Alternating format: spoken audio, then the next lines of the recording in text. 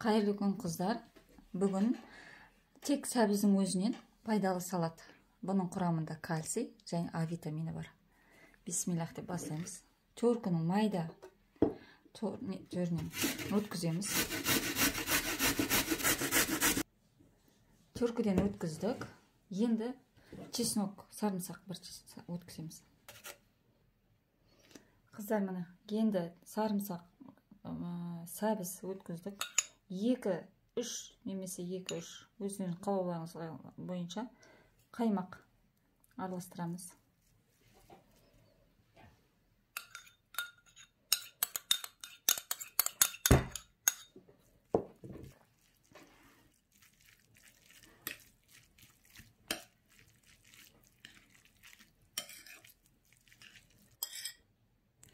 Енді кинза немесе ақ желкемен әдемілеп ұсынсақ болады.